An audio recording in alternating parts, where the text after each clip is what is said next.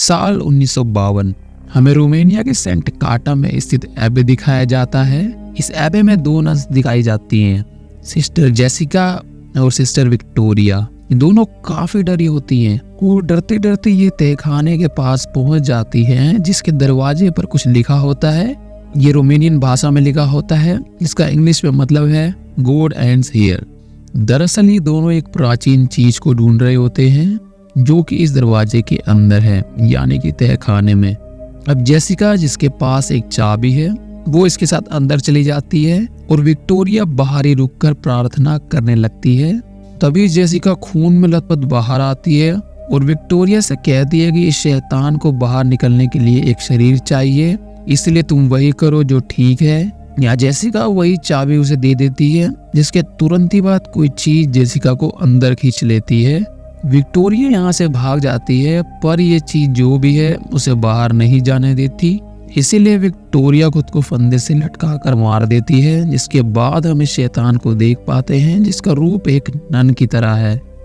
इस घटना के कुछ दिन बाद यहाँ एक आदमी आता है, इसका नाम मॉरिस है, जिसे फ्रेंची भी बुलाते हैं। फ्रेंची एक फार्मर है जो इस एबे की नन्स के लिए सब्जियां वगैरह लाता रहता है, पर आज यहाँ वो विक्टोरिया की लाश को लटका हुआ देखता है। इस बात की खबर वेटिकन तक पहुंच जाती है, इसलिए जांच के लिए फादर एंथनी और एक नन इरीन को रोमानिया भेजा जाता है।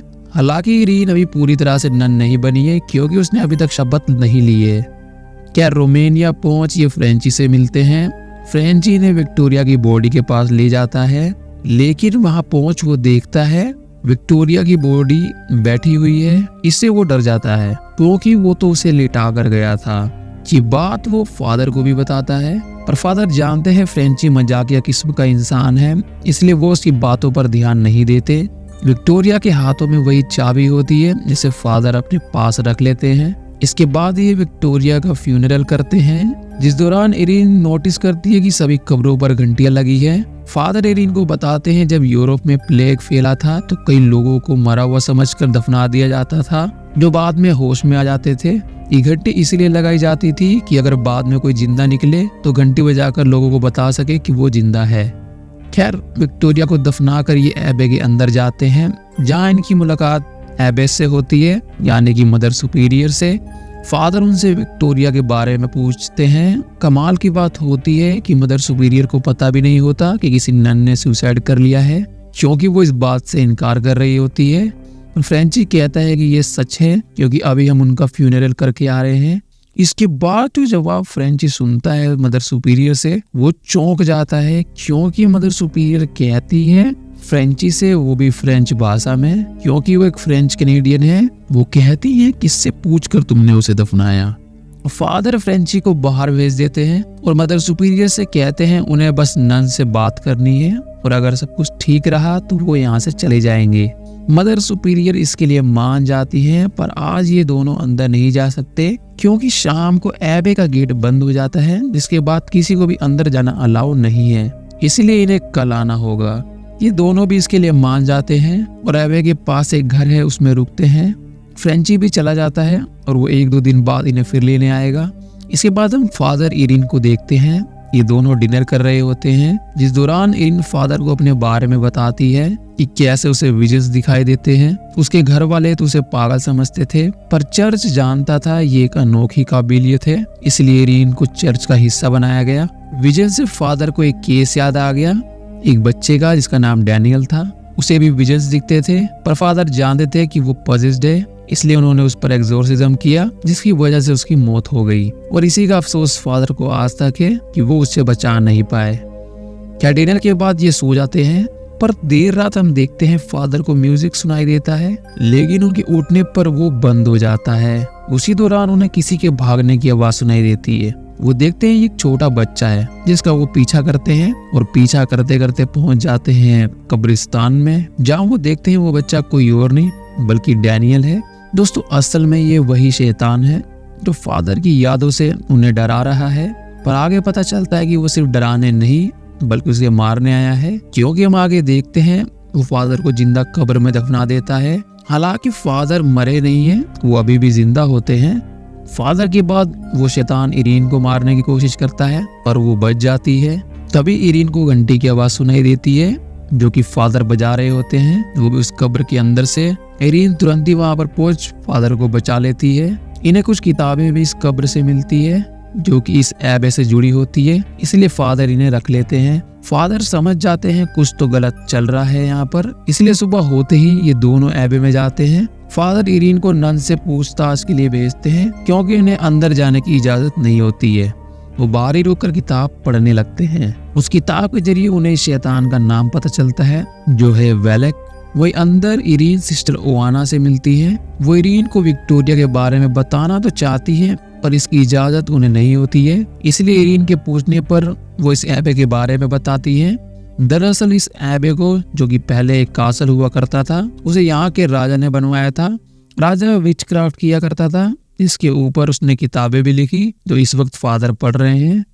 इस राजा ने महल के तहखाने में विचक्राफ्ट के जरिए नर्क का द्वार खोल दिया, इसमें से यही शैतान यानी कि वेलक बाहर आने वाला था। पर ऐसा उस समय हो नहीं पाया क्योंकि उस समय पर चर्च के लोग यहाँ पर पहुंच गए और उन्होंने राजा को मार दिया। फिर जीसस क्राइस्ट के खून से उस द्वार को बंद कर दिया गया। इसके बाद इस महल को चर्च में तब्दील कर दिया गया, लेकिन वर्ल्ड वॉर 2 में हुई बमबारी के चलते वो द्वार फिर खुल गया, जिसमें से ये शैतान बाहर आ गया जो अब नन के रूप में यहाँ पर घूम रहा है। अब यहाँ पर एक सीनियर नन आ जाती है जिन्हें पता चल जाता है कि इरीन ने अभी शपथ नहीं ली है नन की, इसलिए वो उसे यहाँ से जाने के लिए कहती है। पर इस समय तक शाम हो चुकी है। सिस्टर ओवाना बताती है कि वैसे भी दरवाजे बंद हो चुके हैं, इसलिए इरीन को आज रात यही बितानी होगी। ओवाना इरीन को उसके रूम में ले जाती है। वहीं हम बाहर फादर को देखते हैं जिनकी मुलाकात मदर सुपीरियर से होती है जो कि असल में वेलक ही है। वो फादर को मारने की कोशिश करती है पर फ्रेंची वहां आकर उन्हें बचा लेता है। इसके बाद ये दोनों इरीन को ढूंढने चले जाते हैं। वही इरीन दिखाई जाती है, इसे फिर एक विजन दिखाई देता है जिसमें वो वेलक को देखती है। इससे वो डर जाती है। तभी वो देखती है कि एक नन उसके रूम में बैठी हुई है और वो प्रे कर रही है। असल में ये भी वेलक ही कर रही है। वेलक सिस्टर ओवाना की आवाज में इरीन को अपने पास बुलाने लगती है। इरीन भी आवाज के पीछे चली जाती है और पहुंच जाती है उसी तहखाने के पास जहां वेलक होती है। वेलक को देख इरीन डर जाती है, लेकिन इससे पहले कि वेलक उसे नुकसान पहुंचाती, सिस्टर ओवाना आकर उसे बचा लेती है और उसे तुरंत ही तैयार होकर प्रे एरिया में बुलाती है। इरीन वहां पहुंच एक नन को देखती है जो कि प्रे कर रही है और वहीं पर एक चीज भी पड़ी है जो कि ढकी हुई है। इरीन उसे देखती है और वो जो देखती है उसे यकीन नहीं होता। दरअसल ये चीज एक लाश होती है, वो भी सिस्टर ओवाना की। अब इससे पहले कि इरीन कुछ समझ पाती, सभी नन्स यहाँ पर आ जाती हैं और उसे प्रे करने के लिए कहती है। सभी प्रे करने लगते हैं। तभी एक झटके में सभी नन्स इधर से उधर फेंक जाती है जिससे वो घायल हो जाती है सिवाय इरीन के। वो इरीन को भी मारने की कोशिश करती है पर तब तक यहाँ पर फादर और फ्रेंची आ जाते हैं। फादर पूछते हैं कि वो यहाँ पर क्या कर रही है। इरीन बताती है वो और बाकी नन्स उस शैतान को भगाने के लिए प्रे कर रहे हैं। ये सुन ये दोनों चौंक जाते हैं क्योंकि यहाँ इरीन के अलावा कोई होता ही नहीं है और ये जगह जो अभी तक रोशनमय थी अचानक ही बंजर हो जाती है। इरीन वहां पर पड़ी सिस्टर ओवाना की बॉडी भी दिखती है जो पूरी तरह सड़ चुकी है, जैसे यहाँ पर काफी दिनों से पड़ी है। फादर समझ जाते हैं ये सब एक विजन था जो नन्स इरीन को दिखा रही थी ताकि उसे आगाह कर सके। असल में वेलक ने सभी नन्स को पहले ही मार दिया है और आखिर में सिर्फ 2 ही बची थी जिन्हें मूवी की शुरुआत में दिखाया गया था। कैरन की बातों के दौरान ओवाना की बॉडी उठकर इन पर अटैक कर देती है, इसलिए वो उसे मार देते हैं, मतलब उससे छुटकारा पा लेते हैं। मरी तो वो पहले से ही थी।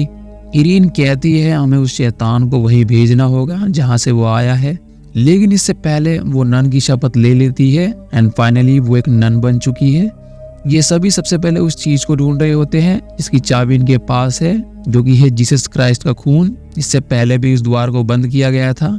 आगे हम देखते हैं ये सभी उस खून को ढूंढ लेते हैं एंड फादर उसे इरीन को दे देते हैं। जिसके बाद ये सभी तहखाने में जाकर उस द्वार को खोजने लगते हैं। खोजते खोजते ये अलग हो जाते हैं। असल में ये वेलक की चाल होती है, वो इरीन को बाकियों से अलग कर उसे पजेस्ड कर लेती है। फ्रेंची सही समय पर पहुंच उसे बचाने की कोशिश करता है। दरअसल वेलक उसे इरीन के जरिए मारने की कोशिश करती है, पर फ्रेंची जीसस क्राइस्ट के खून का इस्तेमाल कर वेलक को इरीन से अलग कर देता है, जिससे वेलक भड़क जाती है। वो इरीन को दूर फेंक फ्रेंची को पकड़ लेती है। अब फ्रेंची बच तो जाता है, लेकिन हमें नहीं दिखाया जाता कि आखिर क्यों और कैसे। खैर वो तो आगे पता चल जाएगा। हम देखते हैं इरीन उसी जगह पहुंच जाती है जहां वो द्वार है, पर यहाँ पर काफी सारा पानी भरा हुआ है। ऊपर से यहाँ पर वेलेक भी आ जाती है। वो इरीन को डुबाकर मारने की कोशिश करती है। एक वक्त पर तो लगता है कि इरीन नहीं रही, लेकिन ये इरीन की चाल होती है। दरअसल जब वेलेक उसे डुबा रही थी, तब इरीन ने जीसस क्राइस्ट के खून को अपने मुंह में भर लिया और फिर मरने की एक्टिंग करने लगी। वेलेक को भी लगा कि वो मर गई, इसलिए वो इरीन को बाहर निकाल देती है और जैसे इरीन बाहर आती है, वो सारा खून उसके मुंह पे छिड़क देती है, जिसके कारण वेलेक खत्म होने लगती है और वो द्वार भी बंद होने लगता है। इरीन उसी पानी में गिर जाती है और यहाँ पर फ्रेंची आकर उसे यहाँ से निकाल लेता है, क्योंकि वो बेहोश हो गई थी। खैर वो द्वार बंद हो जाता है। फादर भी यहाँ पर पहुंच जाते हैं और इरीन भी होश में आ जाती है और अब सब कुछ ठीक हो गया है। इसके बाद दिखाया जाता है ये सभी इस जगह से जाने लगते हैं। तभी हम देखते हैं कि फ्रेंची अपने गले को खुजा रहा है, जिसकी वजह हम देखते हैं वहाँ पर उल्टा क्रॉस बना है और यहाँ हमें पता चलता है कि फ्रेंची को वेलेक ने पोजेस कर लिया है और ये तब किया होगा जब उसे वेलेक ने पकड़ लिया था, इसीलिए फ्रेंची बच गया। खैर आखिर में वही हुआ जो कि नहीं होना था। वेलेक अब आजाद हो चुकी है, जिसका कंफर्मेशन हमें आगे दिखाया जाएगा। इस घटना के 19 साल बाद हमें दो पैरानॉर्मल इन्वेस्टिगेटर्स दिखाए जाते हैं, एड और लोरेन वॉरेंस। ये दोनों हस्बैंड वाइफ हैं जो एक भूतिया केस के बारे में बता रहे होते हैं और ये केस होता है फ्रेंची का। हालांकि हमें पता नहीं चलता कि फ्रेंची जिंदा है या मर चुका है।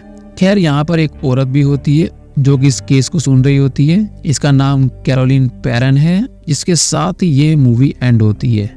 दोस्तों कैरोलिन पेरन की कहानी कॉन्जरिंग 1 की है और फ्रेंची के साथ क्या हुआ ये हमें नन 2 में दिखाया जाएगा। ये सभी फिल्में एक ही फ्रेंचाइजी का हिस्सा है और एक दूसरे से कनेक्टेड है, यानी कि सेम टाइमलाइन, और मैं इन्हें क्रोनोलॉजिकल ऑर्डर में एक्सप्लेन कर रहा हूँ। जिसकी फर्स्ट मूवी यही नन है और नेक्स्ट मूवी होगी एनाबेल क्रिएशन। तो अगर आप वो वीडियो मिस नहीं करना चाहते हो तो आप जानते हैं आपको क्या करना है। And before and this video कुछ इंटरेस्टिंग फैक्ट्स मैं आपको बता दूं इस फिल्म से रिलेटेड।